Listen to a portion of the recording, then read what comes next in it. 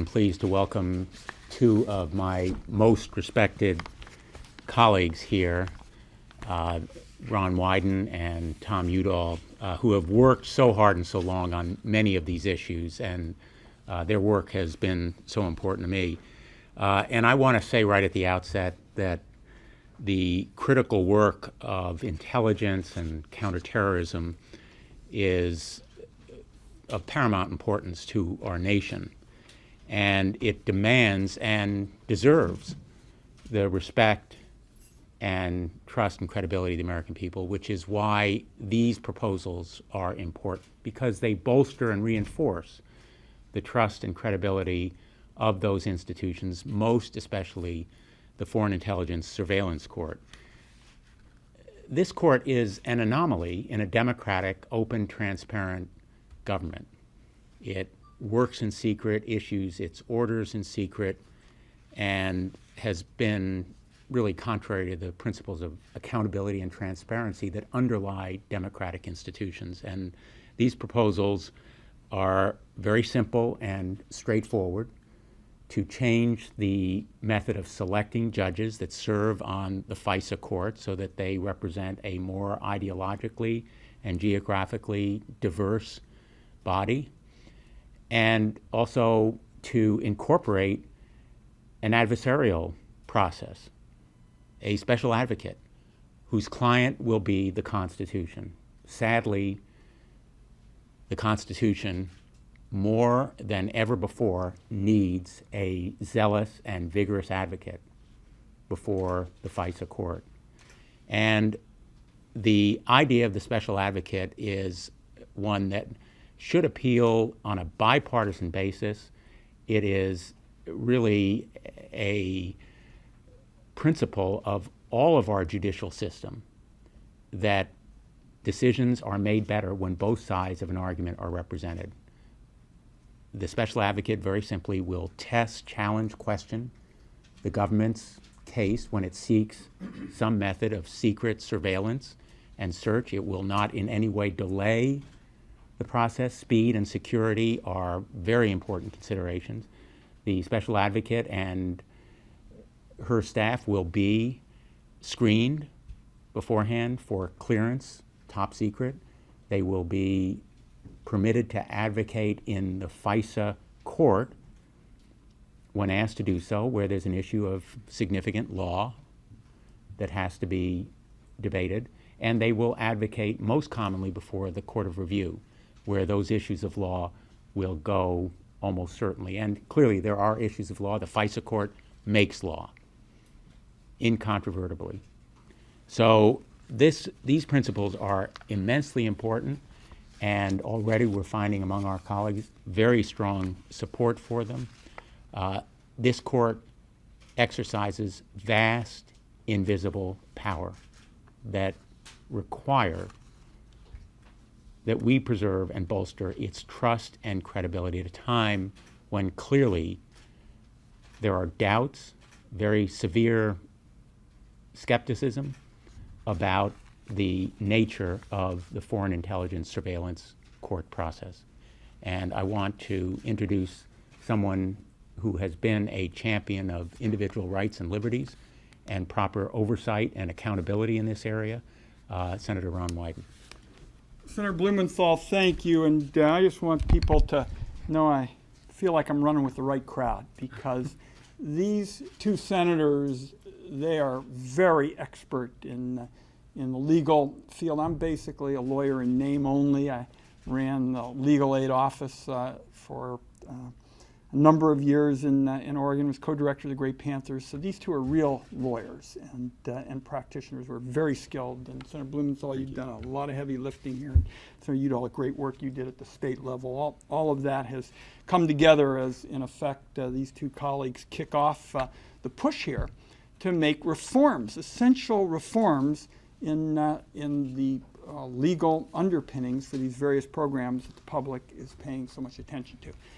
The most important point at the outset to me is this is the court, the FISA court, that took the Patriot Act definition of relevance and allowed it to morph into the collection of millions and millions of phone records on law-abiding Americans. This is the court that, in effect, allowed this new definition of relevance under the Patriot Act to lay bare the personal lives of hundreds of millions of law-abiding Americans.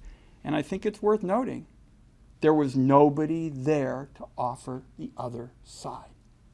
So when this dramatic change, a change that I think will be regarded as significant in our country's constitutional history, as Senator Blumenthal touched on, there was nobody there to offer the other side.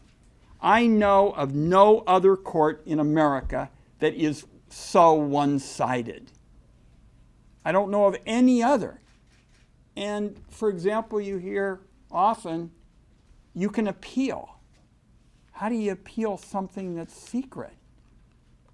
Even if you get standing, how do you appeal something that is secret? So this is a fundamental premise in what the American people have seen, in recent days, that you have secret surveillance under secret law interpreted by a novel court that's one-sided and that operates in secret. Only their most important holdings ever become public. So I'm very pleased to be here with my colleagues. I think the heart of what Senator Blumenthal and Senator Udall are trying to do is in effect to diversify the viewpoints that get addressed in these hearings. That's what the point of this is to unstack the deck and make sure that you're not just hearing one side of the discussion and everybody else just says, well, okay. I'm also very grateful to these two senators because they were part of the more than a quarter of the United States Senate that has been pressing for answers on a host of issues. And this is a critical piece of the reform puzzle that we're going to pursue in the days ahead that ensures that Americans can be both secure and have their liberties. Thank you. Thank you. Thank you, Senator Wyden and Senator Blumenthal. And let me just say it's a real pleasure working with both of you. You both bring special qualities to this fight, and this is a fight about our civil liberties. It's a fight about protecting our Constitution, and I'm very happy to be standing with both of them and shoulder to shoulder as we move forward.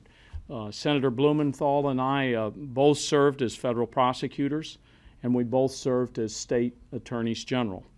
We both know our courts work best when all sides are heard, and heard by judges with diverse viewpoints. And one of the things that I think these bills do is make sure that we're going to get diverse viewpoints.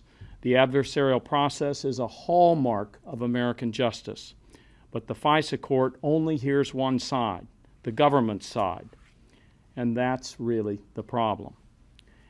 And I've said this before, but I think it bears repeating. It's impossible to judge whether our Constitution is being violated when we have a secret program overseen by a secret court making secret decisions.